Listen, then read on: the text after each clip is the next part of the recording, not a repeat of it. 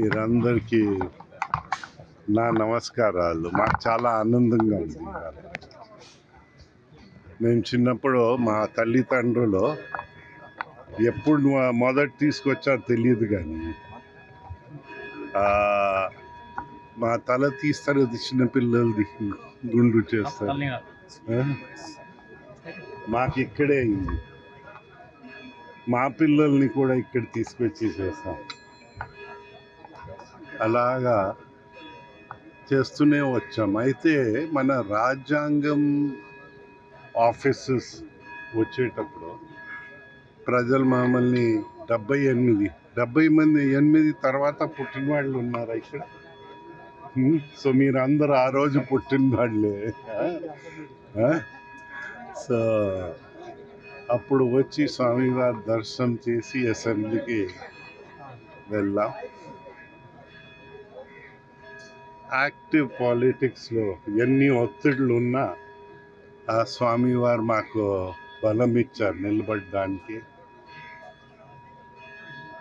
మాకు ఒక మంచి పేరు ప్రసాదించారని మేము ఊహిస్తున్నాం. తద్వారా ఇప్పుడు యాక్టివ్ పాలిటిక్స్ నుంచి విరమించుతున్నాం, కానీ కాన్స్టిట్యూషనల్ రోల్ ఉంటుంది.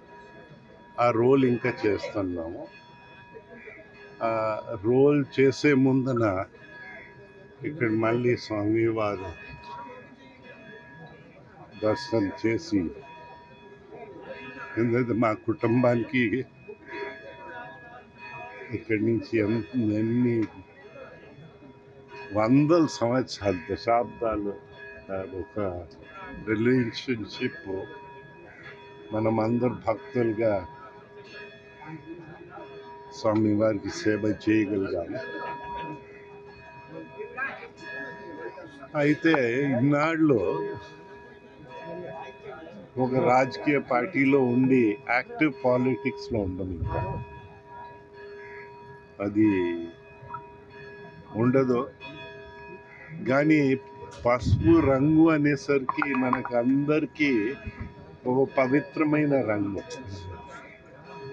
అది మేము మర్చిపోలేము. అంత పవిత్రతో మేము పని చెయ్యాలని మాకు గుర్తు చేస్తూ ఉంటుంది. సో ఇలాగా మన ఇప్పుడు పార్టీ నుంచి కూడా ఇన్నాళ్ళు ఉండి ఓ లైఫ్ మెంబర్గా కూడా ఉండి మేము రాజీనామా చేయవలసి వస్తుంది. రాజీనామా చేయడం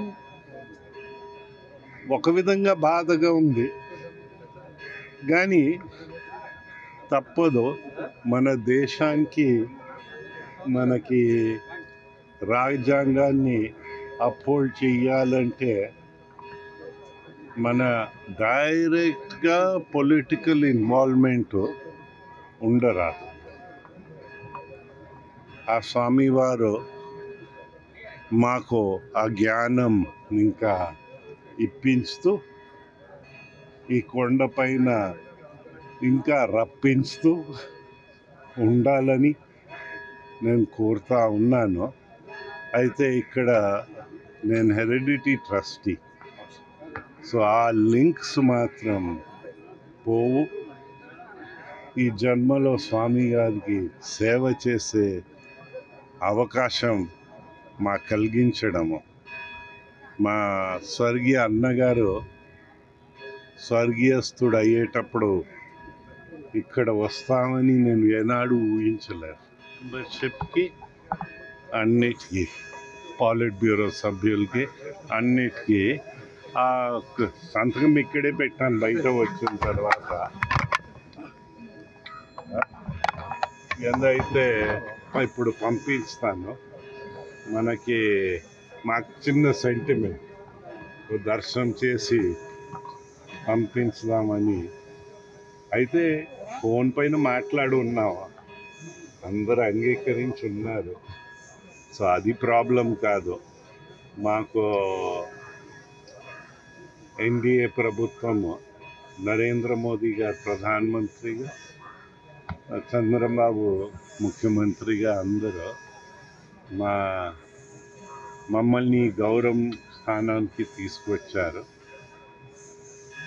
గౌరవాన్ని, వారి గౌరవాన్ని, సమాజం గౌరవాన్ని, తెలుగు వాళ్ళ గౌరవాన్ని కూడా కాపాడే బాధ్యత మనకందరికి ఉంటుందని,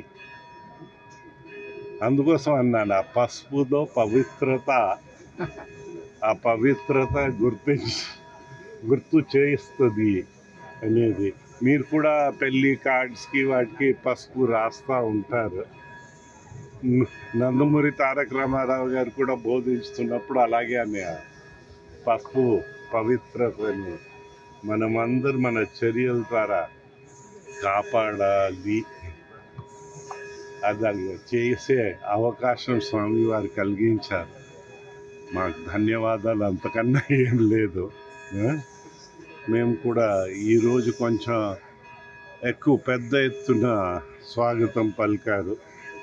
మాకు శంకర్ దయాళ్ శర్మ గారు రాష్ట్రపతిగా వచ్చేటప్పుడు, మనకి జైల్ సింగ్ గారు రాష్ట్రపతిగా వచ్చేటప్పుడు, అలాగే శంకర్ దయాళ్ శర్మ గారు అంతకుముందు గవర్నర్గా కూడా వచ్చారు. ఆ రోజులు గుర్తు అవుతున్నాయి. మాకు అలాంటి స్వాగతము పలుకుతారని నేను ఏనాడు ఊహించలేదు. పెద్దలందరికీ నా ధన్యవాదాలు తెలుపుకుంటూ, నాలో అహం పెరగకంట, ఎందైతే ఇవన్నీ స్వామివారు చలవ.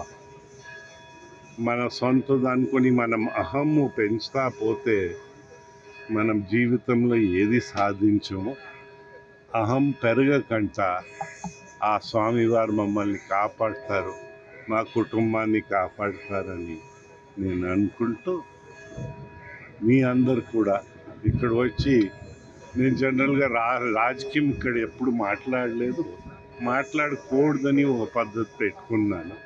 అందుకోసం ఏం రాజకీయం మాట్లాడటం లేదు.